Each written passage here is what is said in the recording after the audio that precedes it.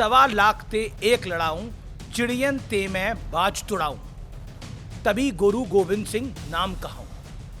यानी एक खालसा योद्धा सवा लाख दुश्मनों के बराबर है। खालसा उस चिड़िया के समान होते हैं जो बाज से लड़ जाएं तो उसे भी हराकर ही दम लेते हैं। उन चार साहिबजादों ने गुरु गोविंद सिंह के इन शब्दों को सही साबित करके दिखाया। खेलने कूदने की उम्र में उन्होंने कभी ना भूलने वाला ऐसा अदम्य साहस दिखाया कि हमेशा हमेशा के लिए उनका नाम इतिहास में गोल्डन वर्ड्स में, सुनहरे पन्नों में दर्ज हो गया। ये उन चार साहिबजादों की कहानी है जो सही मानों में सिंह के बच्चे थे, शेर के बच्चे थे।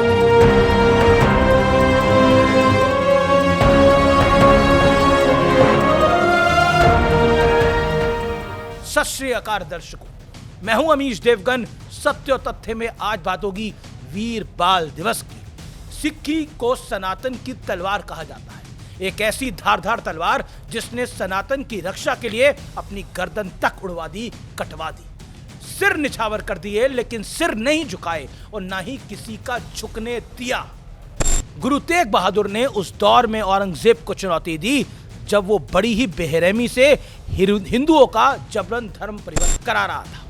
गुरु तेग बहादुर उसके सामने अडिग और अटल होकर डट गए। उन्होंने शीश कटवा दिया लेकिन अपने केश कटने नहीं दी। इसके बाद 10वें गुरु गोविंद सिंह का दौर आया। उनके चार साहिबजादे थे, बेटे थे। साहिबजादा अजीत सिंह जी ने, साहिबजादा जुझार सिंह जी ने, साहिबजादा जोरावर सिंह जी ने, साहिबजादा फतेह सिंह जी ने। गुरु तेग बहादुर की शहादत के बाद औरंगजेब ने अपनी सेना को 10वें गुरु गोविंद सिंह के पीछे लगा दिया। 40 सिख योद्धाओं को औरंगजेब की सेना ने चमकौर में घेर लिया। बड़े साहिबजादे अजीत सिंह मुगलों की लाखों की सेना पर टूट पड़े। उनकी शहादत के बाद साहिबजादे जुझार सिंह ने भी वीरगति को प्राप्त कर दिया। चमकौर का युद्ध महापराक्रम की एक ऐसी गाथा है जिसके बारे में एजेंडाधारी नहीं बताते। जहां 40 सिख योद्धाओं ने औरंगजेब की लाखों सैनिकों वाली सेना को उस दिन सवा लाख ते एक लड़ाऊं का अर्थ समझाया था। मुगल कमांडर वजीर खान गुरु गोविंद सिंह को पकड़ने में कामयाब नहीं हो सका और ये सत्य और तथ्य है, लेकिन एजेंडाधारी आपको ये नहीं बताते। ये वीर गाथा है, ये हिंदुस्तान का पराक्रम था, ये हिंदुस्तानी का पराक्रम था। इसके बाद की कहानी आज की युवा पीढ़ी को जरूर सुननी चाहिए।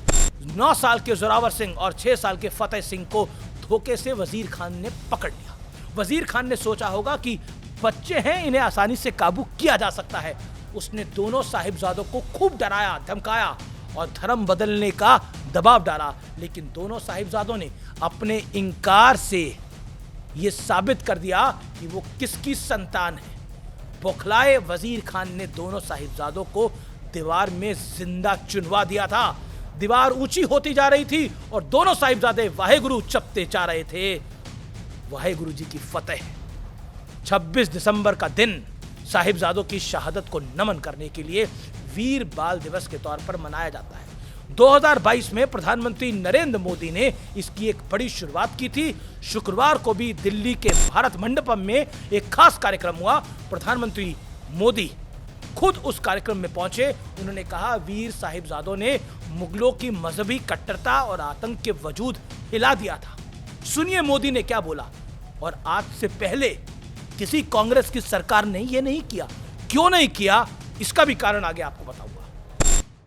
वो वीर साहबजादे जिन्होंने उम्र और अवस्था की सीमाओं को तोड़ दिया, जो क्रूर मुगल सल्तनत के सामने ऐसे चट्टान की तरह खड़े हुए कि मजहबी कट्टरता और आतंक का वजूद ही हिला गया। तलवार का डर और जिंदा रहने का लालच। इतिहास गवाह है कि धर्म परिवर्तन के यही दो आधार रहे हैं, लेकिन 9 और 6 साल की उम्र में साहिबजादों ने खुद को बलिदान कर यह समझा दिया कि खुद को मारकर जिंदा रहे तो क्या रहे, अपने आत्मसम्मान को मिटाकर जिंदा रहे तो क्या रहे, अपनी पहचान को भुलाकर जिंदा रहे तो क्या रहे। आज के जेन जी, आज के जेन अल्फा के लिए यह कहानी जानना जरूरी है, इसलिए ज्यादा से ज्यादा लोगों के साथ शेयर करें। इसलिए मैंने सिखों के बलिदान को विस्तार से बताने की कोशिश की है ताकि उन्हें समझ आए कि हमारी विरासत कितनी बड़ी है। आज हम जिंदा हैं, सुरक्षित हैं और आजादी से अपने फैसले ले सकते हैं, क्योंकि हमारे लिए न जाने कितने पुण्य आत्माओं ने अपने प्राणों की आहुति दे दी। आजादी के बाद भी देश में दशकों तक ऐसी सच्चाइयों को दबाने की कोशिश की गई।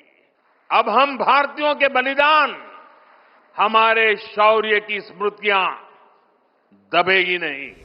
ये हमारी विरासत है, इस पर हमें गर्व करना चाहिए, क्योंकि भारतवर्ष ने कभी तलवार के दम पर किसी का दमन नहीं किया। लेकिन बात अगर आन बान शान पर आए तो एक एक योद्धा ऐसा पराक्रम दिखा सकता है जो 1.25 लाख पर भारी पड़ गया। ये महज एक कहानी नहीं है, ये भारतीय संस्कारों की एक बड़ा उदाहरण है। और आज मैं बताना चाहता हूं कि नरेंद्र मोदी ने ये वीर बाल दिवस क्यों मनवाना शुरू किया 2022 से, क्योंकि इससे पहले कई सरकारें आई, कई सरकारें गई।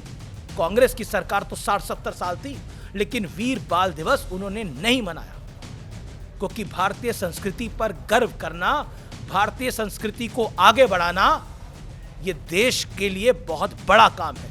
और शायद भारतीय संस्कृति की मूल भावना यही कहती है जो मोदी ने करके दिखाया है। सिख और हिंदू धर्म दोनों एक हैं, दोनों एक दूसरे से बिल्कुल अलग नहीं हैं। हाँ, ये कहने में कोई गुरेज नहीं है कि सिक्की हिंदुओं का बड़ा भाई है, सिख धर्म हिंदुओं का बड़ा भाई है और हमेशा बड़े भाई के रोल में रहा है। ये सत्य और तथ्य है। फिलहाल इतना ही, नमस्कार।